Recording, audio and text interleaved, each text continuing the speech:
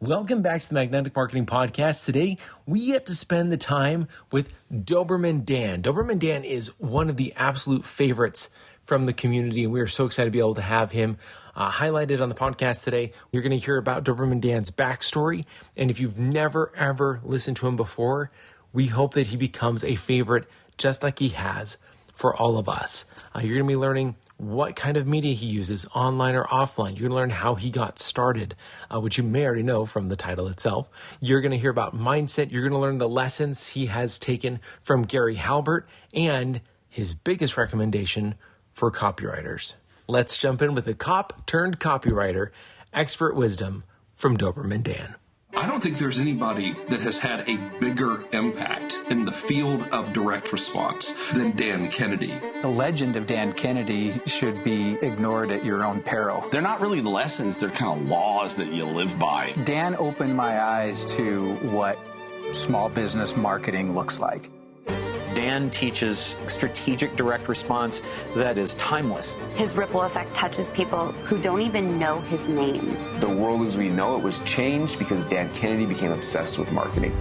Welcome to the Magnetic Marketing Podcast with your host, Dan Kennedy. My guest today likes to be known as Doberman Dan, and we will let him explain that. It does not really refer to his physical appearance. Or I believe to genetics. So there's another reason for it. Dan is a world-class copywriter. He won't mind me saying in the Halbert School of Copywriting, as to some extent am I. He's a first-class direct marketer. He has an enormous amount of experience in the health, wellness, nutrition, diet, fitness, bodybuilding, freak categories, but his experience ranges far beyond that. And I'm going to let him flesh out his introduction and his origin story for you. And then we are going to roam a little bit about copywriting and marketing, about the state of the human condition on the planet as we know it, maybe a little Halbert story, and then we will open up for, of course, Q&A and discussion with those of you on the call. So, Dan, welcome to the call. Thank you, Dan. I appreciate it. Excited to be here. And I appreciate you taking the time. You are in, I think, sunny Florida, right? You are not here in dark and gloomy and gray and wet Ohio as you once were. No, but I totally understand what you're talking about. Spent a lot of decades there. But yes, I'm in sunny Florida now. All right, congratulations. So I'm going to let you give us the thumbnail, not all the way back to the womb, but of your origin story and how you came to be in our strange little businesses of copywriting, information marketing, and direct marketing. Well, there's a guy responsible for that, or perhaps I should say who is to blame for me being in direct response marketing and copywriting, and it's another Dan from Ohio, by the way. So my story is I'm from Barberton, Ohio, and I think you can always trust a guy from Ohio, and I think you'd agree with that, wouldn't you, Dan? You can almost always trust a guy. So my early conditioning was I should pretty much just expect the best I could expect would probably be a little bit more than a minimum wage job. And when I got me a civil service job there with that Dayton Police Department, that was the highest level of success somebody from my raising could ever expect. But somebody hit me up for the Amway business, which I know you're familiar with, Dan. Very well. And I got to give the Amway business a huge kudos. Somebody, with my early conditioning never would have thought that they could have their own business or be an entrepreneur, but that Amway deal got me thinking along those lines.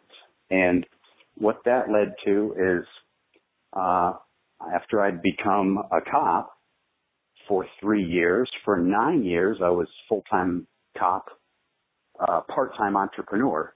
The Amway business was one, but that led to a string of other businesses. About 3 per year. This was prior to discovering direct response and another Dan from Ohio. Anyway, they were all huge monumental failures that left me depressed, dejected, and broke and in debt. And finally, out of desperation, I stumbled upon this Dan Kennedy dude talking about magnetic marketing. And after enduring what I'd endured, 9 long years of failure, the idea of customers and clients coming to me rather than me going out face to face, belly to belly, and still failing, it sounded really engaging. So Dan, I invested the money in the magnetic marketing system. Well, I put it on a Visa. I didn't have any money.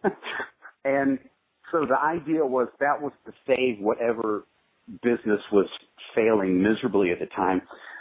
But what I did, I just totally ripped you off. I saw how you sold magnetic marketing, and I developed, or I self-published a bodybuilding course and started selling it the exact same way as you were selling magnetic marketing. I had studied nothing about direct marketing. I had just observed you. And just by doing that, observing you and totally blatantly swiping you, which I'm not embarrassed to say, that little bodybuilding mail order business, after 9 years, at least 25 straight consecutive business failures over those 9 long years, that mail order business was the first business that was successful. A little less than a year later, that business got me free from the police department, which was the whole goal in the first place.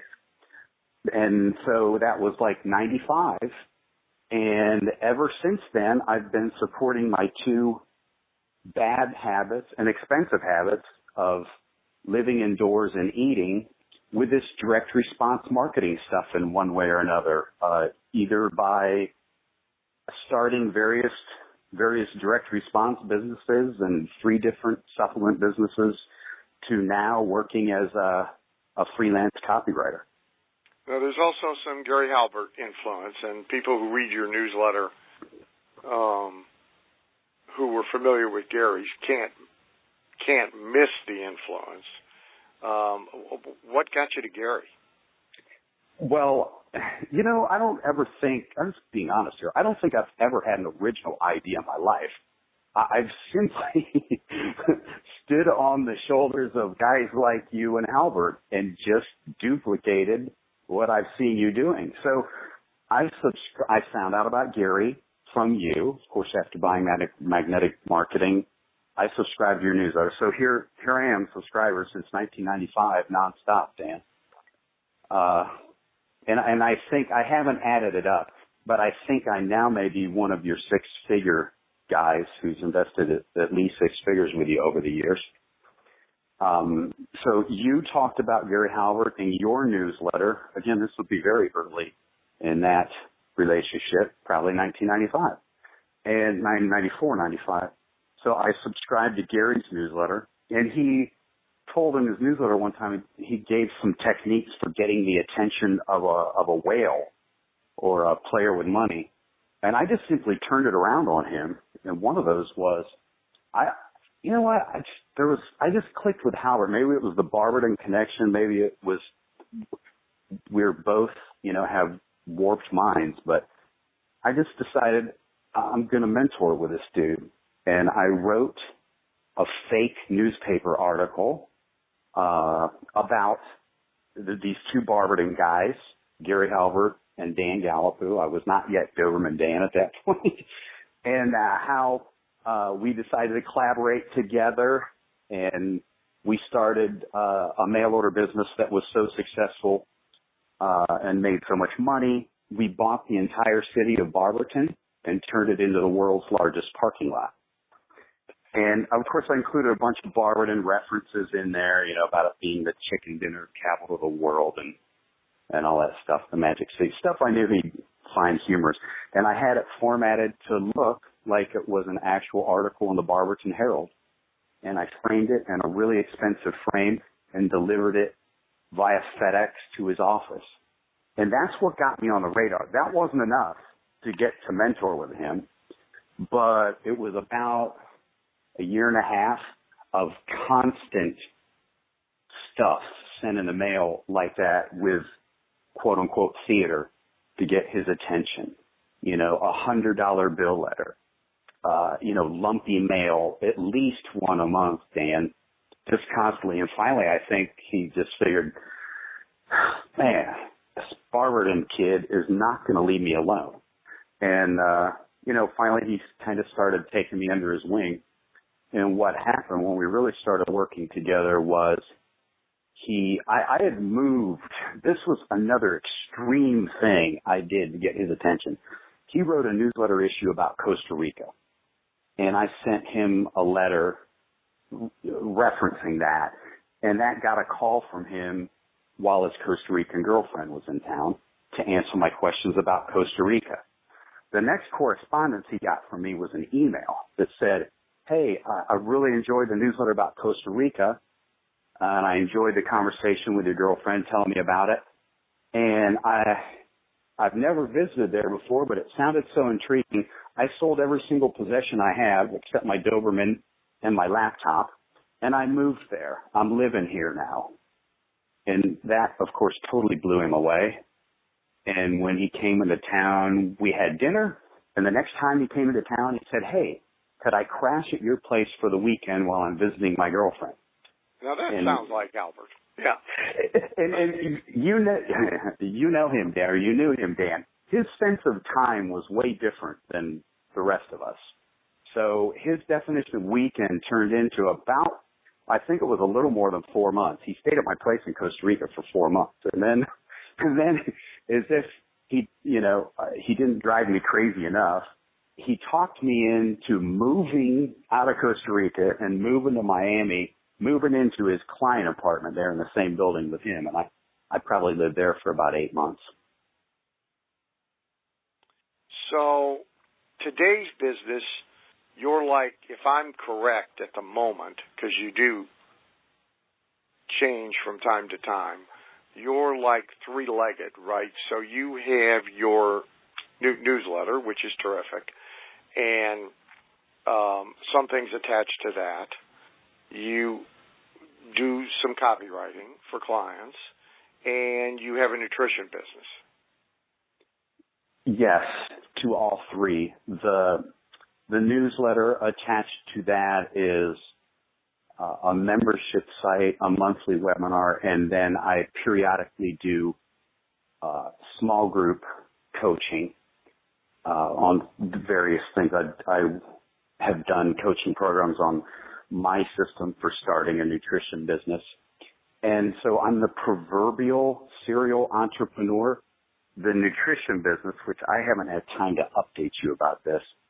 So I launched it and got the numbers to the point where it could be scaled up and then realized, oh, wait a minute. Okay. So I sold my last supplement business in 2012, and now I started a new one that was to the point I could scale it up. And I realized, you know what? I don't really want to scale up another supplement business. So I actually just recently sold it about a month ago. Yeah. John Carlton says that he works for a few years getting his life exactly the way he wants it to be, and then he blows it all to smithereens and starts over. So you may have stopped just in time from putting yourself in charge of a real business. So let's start with direct marketing and copy, and let's start with a proverbial topic that people are always interested in and argue about and debate and so forth. Let's talk. Let me get your aerial view and your current thoughts on online versus offline and online by itself? I love talking about this. And everybody misinterprets what I say. So I'm going to try to be as clear as possible. That mail order bodybuilding business I told you about, what I figured out real fast is, yes, they would buy info products. And that info product business got me free of my job. But that's not what they really want. What they really wanted was the magic pill. Right. Not necessarily what they needed. So the way I dealt with that was I sold them what they wanted. That got me into the supplement business. And then I gave them what they needed, which were the info products. But that supplement business, so that was late 95, I guess 96, that I started getting into the supplement business, bodybuilding supplements. And so I was selling supplements online in 1996, which I didn't know it at the time, but those were the pioneer days of the internet. I didn't know what I was doing. I just put my sales letter that was working in direct mail, I put it up on a website. And I was the first advertiser in the bodybuilding market to use a URL as a call to action. So I love online. I mean, back then it wasn't really a viable media, but I started learning how to use it. Then I got sucked into focusing exclusively on what got me there and what got me successful, which were space ads and direct mail. You know, somebody convinced me that was a dying media and the internet was where it's at. So I had my ads out there with my URL in there, and I totally focused on the internet. And immediately things took a nosedive. But I was just going to make it work and force my way through it and forget that old direct mail stuff and space ads. That's not the future. And it was about that time that I got the ear of Halbert. And he's looking at my numbers, and he's like, okay, wait a minute. Explain this to me. So when you were doing direct mail and space ads, you had an extra zero at the end of what you're earning. But now you focused on this internet thing. You sure you want to do that? Why don't you, not stop doing the direct mail and the space ads? And I thought, well, okay, I guess. And I started sending direct mail again. You know what? This happened just like Gary said. I added an extra zero to my income.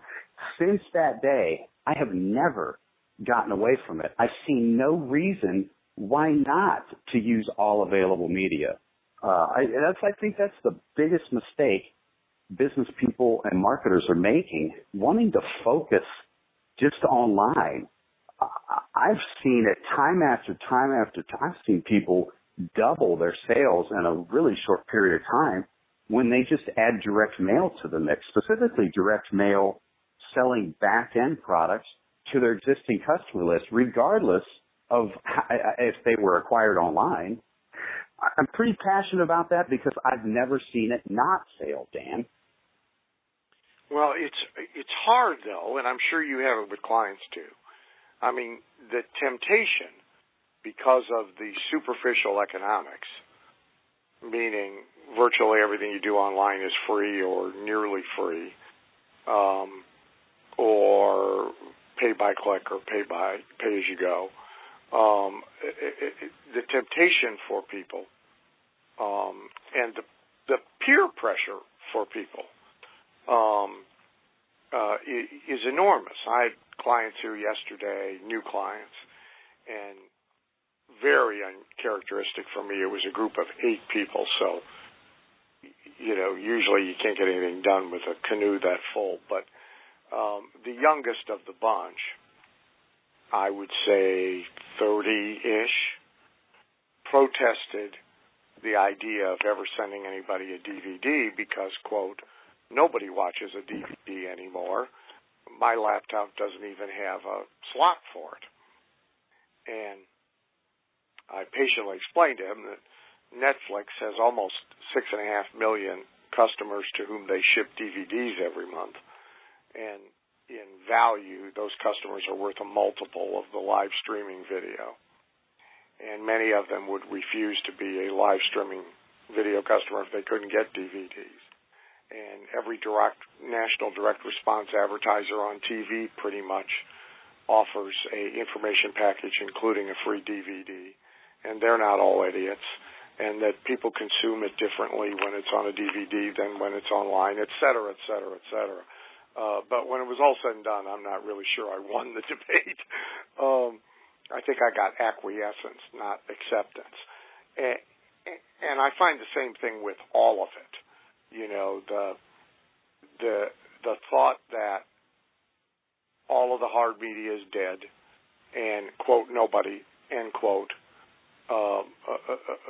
wants it or pays attention to it or responds to it anymore, and, quote, quote, it's too expensive, even if they did. And the temptation to default just to digital is just enormous, and I'm constantly dragging clients back from this brink, almost always having the experience you've described where, gee, look how much money you were leaving on the table. And often a differential quality of the customer, depending on whether they're obtained online or offline as well. But it's just a constant fight, and it's getting worse. And I think as it gets worse, the mistake gets bigger because more and more people make it, leaving more and more opportunity for those who don't. You have a client group in nutrition you work with, I know. What's going on there? Are you succeeding at keeping them to using both online or offline? Are they successfully integrating the two? Are you losing the battle? What's going on? I've been reluctant to share these numbers with you because I'm afraid you're going to accuse me of lying. So I ran 2 coaching groups teaching the Doberman Dan way of starting a nutrition business. And group 1, well, the mistake I made initially was I underestimated the time to launch. I was thinking from start day of the coaching program to them launching 8 weeks. I was off a little bit. It was 12 weeks for the first 4. 4 out of 8, or was it 9? I forget. 4 out of 8 or 9, whatever it was. And I did something really contrarian for a lot of good reasons. I did not have them launch online. I had them launch online in one specific media, which is a media we're all told is dead. Oh, you mean you had them launch offline? Yeah, offline. Yeah, my bad. Okay. In a media we're all told is dead and dying, newspapers. They didn't get near a computer to launch this business. I wouldn't let them for a lot of reasons. They needed 10 times more capital to launch online. And based on my experience, their chance of success was really low. They would probably need 20 times the capital, even launching online, and a hell of a lot of patience to get that thing to work, because they are up against the best marketers with the deepest pockets in the world that they're competing with online. But I launched them in the... Sorry, go ahead. And the clutter and chaos is huge. It's a portal to a million distractions. I mean, I want to control the selling process. And it is really hard to do that online because of the clutter and chaos. So you forced these guys to use newspaper. Yeah. You know, it was funny. Actually both groups, because I did 2 different groups. A lot of these guys had experience online. And when I introduced them to my method, it was almost like a relief. Oh, thank God.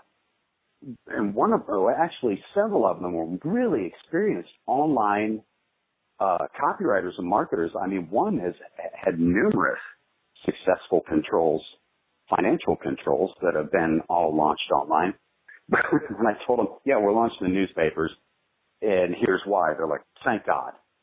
And so we had 4 launch out of the first group in about 12 weeks. I think the fourth may have been closer to 16 weeks after we started. But newspaper ads, the responses measured in MER, media efficiency ratio, which all it is just ROI on ad spend.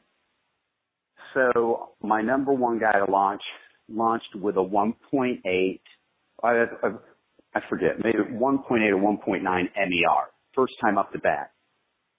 It got better as the tests went on, and we tested some different headlines and images. Number two launched, first time up the bat, a 3.0 MER. His ads are running everywhere now. He's scaled up big. I even saw him in the National Enquirer. Number three, 1.9 MER. And this, you know what, these numbers may not mean anything to anybody unless they've recently tried launching online. And somebody getting 1.9 return on ad spend online would be popping Dom Perignon, or as I like to call it, the finest bottle of Dom DeLuise. I mean, that's a major accomplishment online. Am I right or am I right? You are right, with the single exception of somebody who is doing something very small. Right? You can get those kind of ratios with things that are very small. But when you try and scale it, it's almost unheard of. And offline, you know, a 1.9 to a 3.0, I mean, it means you're positive at customer acquisition, which is terrific. Absolutely. That was the whole model, getting them launched in newspapers, and then the few that had been experienced online thought they were going to be collecting emails from the customers, and I said, good luck with that. If you're lucky, you'll get 20% of them to give you an email, because most of them don't use email. So here's your follow-up process for back-end sales. And I know this isn't sexy, and it's probably stuff that nobody wants to do. And the only people who want to do it are the ones who make a lot of money.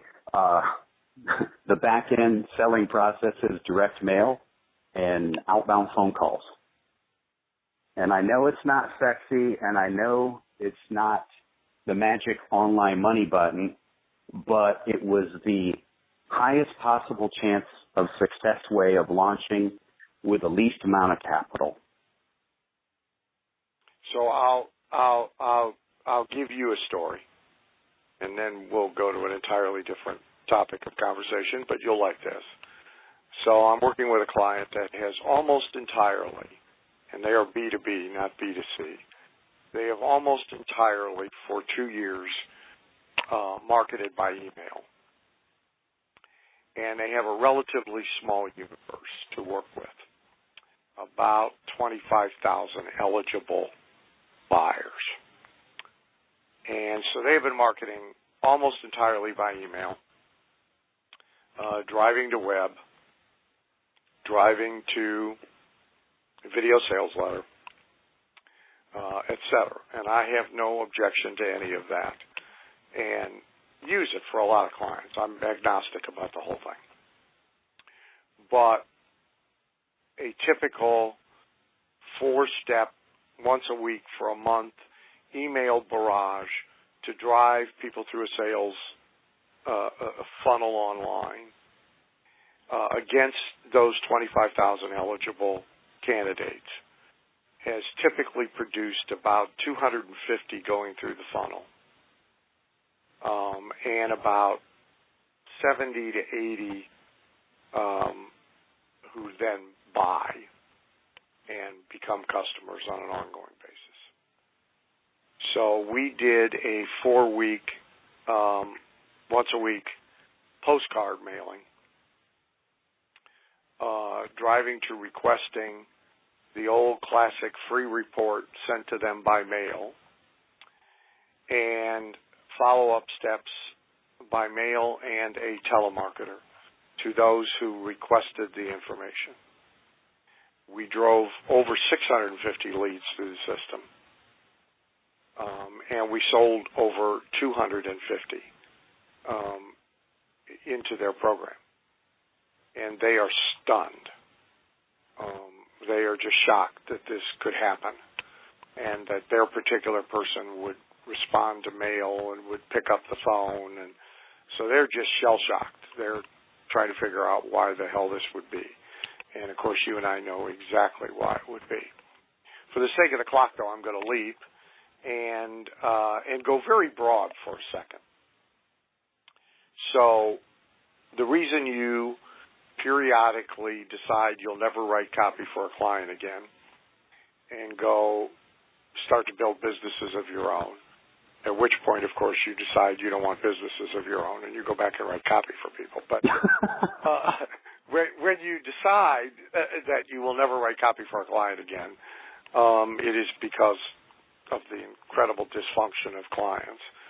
And when you decide you'll never coach anybody again, it's because of the incredible dysfunction of the coach. So the observation I'm looking for is really about the human condition as we know it. What the hell's going on? Why are the successful people successful? And why are so many people falling on their ass?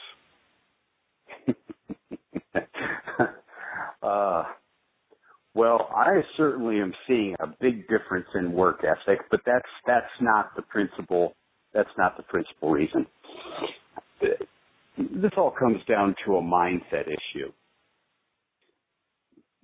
I think, because, well, for example, when you were telling me the story a minute ago, I'm thinking, okay, so we have results of A, the online stuff, and the results of what you put together. Now explain to me again why people don't do that too. I mean, I'm not saying abandon your online stuff, but, and so I'm still in the process of figuring that out, Dan, why certain people always seem to be successful and why others don't. It all comes down to a mindset issue. Like the handful of really intelligent clients I have, and rational clients, well, human beings aren't rational, but we can be rational at times. Those clients, even though they may be opposed to certain things, once they see the results of them, they're like, yeah, whatever, that makes sense, let's do it. They don't seem to be stuck in some mindset that says, we are an X company, whatever that is, so therefore we must stick with that, when shown other ways that they can make their business successful. Vis-a-vis the example you just gave, the adding the offline component to an online business. So, I guess it all comes down to mindset. And here's something I just don't see anymore. I shouldn't say don't see anymore. I don't see it that often. Is people just willing to do whatever it takes and making the decision, I'm going to do whatever it takes. Because, Hill told us this, you have to be willing to do whatever it takes. That doesn't mean that you have to do whatever it takes. It means you miss the point if that's what you think. It means you have to be willing to do whatever it takes because, and this is not getting into woo-woo territory, I'm the most pragmatic dude you will ever meet. If we can't measure it, see it, taste, feel it, you're going to have a hard time convincing me it exists. But what I'm talking about now can be measured. The quantum physicist guys can measure this stuff. There's an energy involved. When you make that decision that you're willing to do whatever it takes, there's an energy that happens as a result of that. That energy influences other molecules. We can measure this. Again, I'm not getting off into woo-woo territory. This is all very pragmatic and measurable. So that's what I see consistently in the people who are successful. They made the decision to do whatever it takes. Therefore, that affects every other decision they make, and then that affects every other thing they do.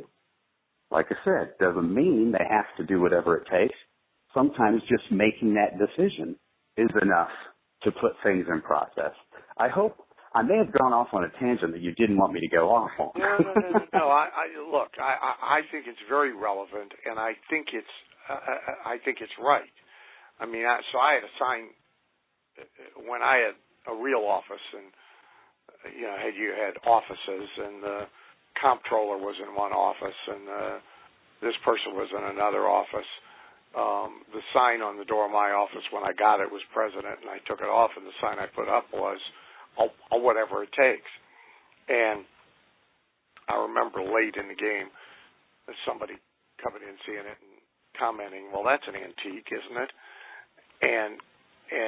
And so I think you're exactly right.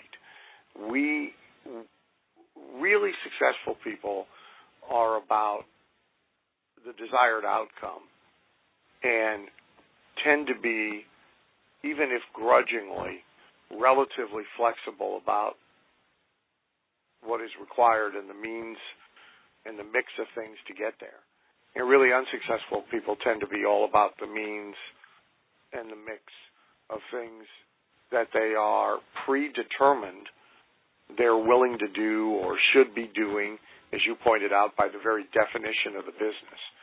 So if somebody defines their business as an e-commerce business, for example, they preclude doing a bunch of things.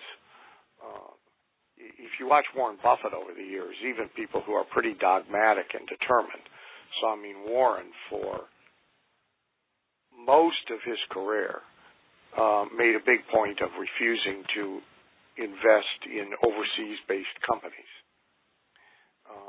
He obviously didn't mind being global, but he wanted it based here. And it's only about, 7, 8 years ago that he changed his tune about that and has invested in companies based in Israel and several other countries. And changing conditions on the ground and what is required now to get the results he wanted required him to change his dogma about that, his predetermination about that. And I think you're exactly right. There's tons of people who come to the table predetermined, about what they want, what they are, what their business is and isn't, and what they're willing to do. And I was just in your neck of the woods in Florida at Disney, and at Disney Studios, which used to be Disney MGM Studios.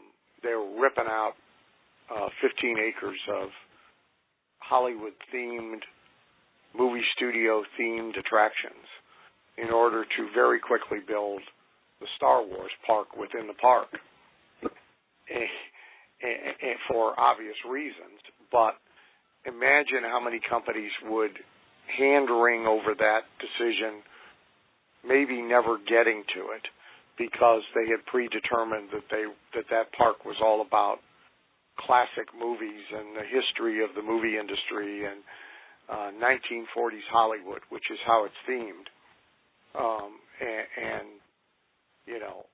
Iger has no such qualms, and so I think it's a very significant thing.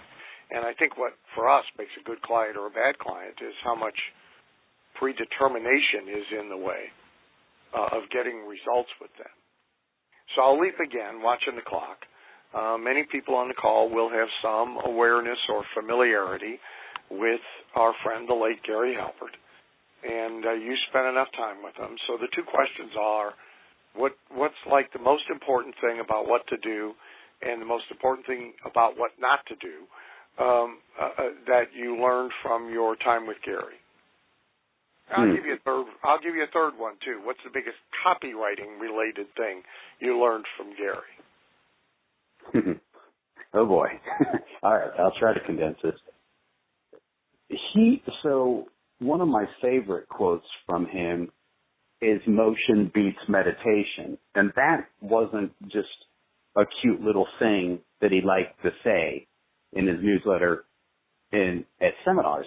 He truly lived that, and I'll show in the most mundane of things.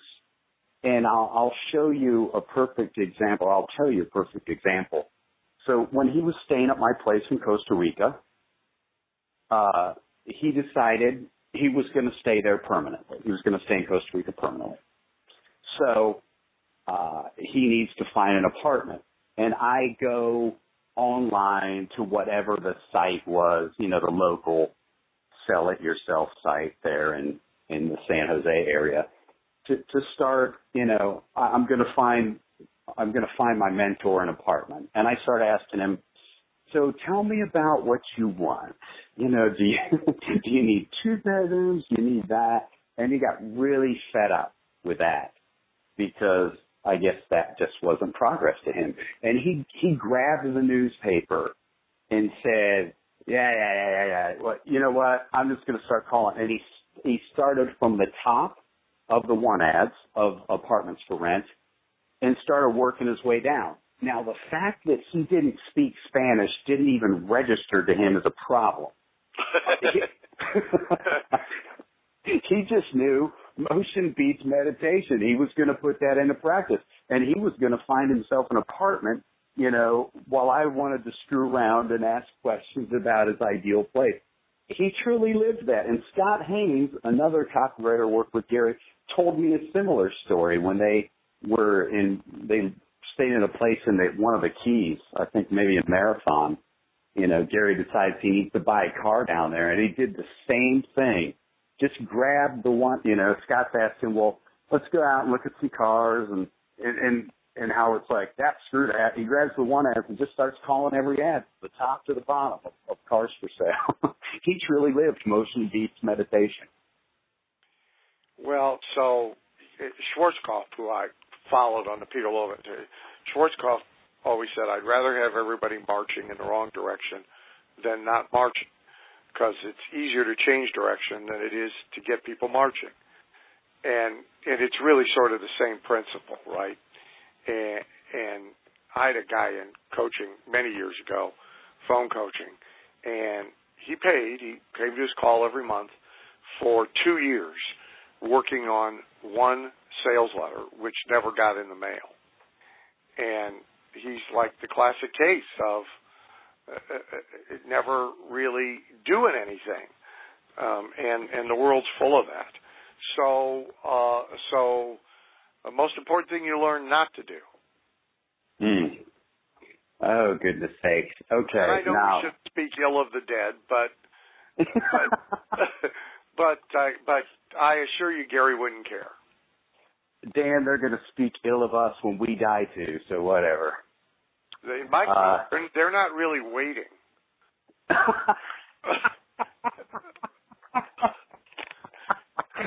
Oh my gosh. So I learned from Halbert, but unfortunately I learned this lesson years later, or I'd have a much bigger fortune parked somewhere. I learned how not to manage money from Gary. Now I'm not telling anything that he didn't reveal himself. He was quite open about money just fell through his fingers. It was amazing. I would see large amounts of money come in, and by the end of the week it was gone. Or I'd see cash, like a big wad of hundreds in the desk drawer that a couple days later was gone. Now he didn't, he spoke about his drug habit, but that was all in the past. He didn't drink, he didn't do drugs, none of that stuff. He wasn't going visiting prostitutes, none of that bad stuff that people will assume. I don't know, man. Like, it just slipped through his fingers. And he told me about back in the old Halbert's days, the coat of arms days, when he was making so much money he couldn't give it away fast enough. He told me all those lessons about what he spent money on, and I just wish I would have listened better, because back then I was doing the same damn thing. It just, whatever came in, didn't matter how much or how little, it just didn't matter. It all went out just as fast. And it took me several years to get that lesson right. But I think that, I don't think, that's what he was trying to get through my sick noggin back then. Don't do what I do, because he saw me doing it, and it was a great lesson. And it's apparently, Dan, after speaking with a lot of entrepreneurs, this is a problem a lot of entrepreneurs have, because the skill set of making money and keeping money are almost kind of diametrically opposed to each other. So that was a huge lesson from Gary. Yeah, if you think about, so again, I'll use Disney. If you think about Walt and Roy, Walt had Halbert's ability. First of all, Gary had very little regard for money, and Walt had very little regard for money, except for the things that it could do. And if it hadn't been for Roy, Disney World would be a tent in the middle of a swamp with a stuffed mouse in front of it. And neither, and there would have been no wealth. And so sometimes you see people, because, as you say, it's two different skill sets, you see people do it by some sort of partnership. It might be the spouse, it might be a business partner, it might be a hired gun. Otherwise, you really do have to develop sort of a schizophrenic personality about it, which I think I have. And you have to put some disciplines in place, like X percentage off the top goes into what Ringer calls untouchables, or most entrepreneurs, and certainly most creative entrepreneurs, will burn through it. So last thing before a couple of announcements and then questions. If you could only teach everybody one thing about copywriting, what would it be? By the way, I hate this question. I hate being asked for the one thing. But and I generally refuse to answer it. But I'd like you to answer it. Well, your timing's good, but that's a hard question to answer. The one thing is always hard. But your timing's good because I'm writing about this very thing for the December issue of my newsletter. Here's what I've seen over 20 years of doing this stuff. Once you understand us flawed, fallible, irrational human beings and how we think and how we make decisions, then you can nail the big idea and whatever it is that you do. If you sell belly to belly, you sell over the phone, you write copy, it's all the same. In my situation, it's almost always been writing copy. When you get the big idea right,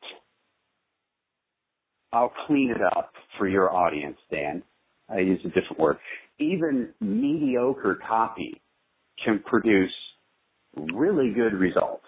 In fact, a lot of people can get by with mediocre copy if they get the big idea right. If you don't understand all this stuff and you don't get the big idea right, well, then you could, go ahead, do a seance and resurrect Halbert and Gene Schwartz and Ogilvy and all these guys and have them write the most brilliant of copy. And that copy is not going to do very well at all if just flat out fail. So nailing the big idea, I guess, would be the one thing. Cool. That's very few people probably have ever accused you of this, but that's almost profound.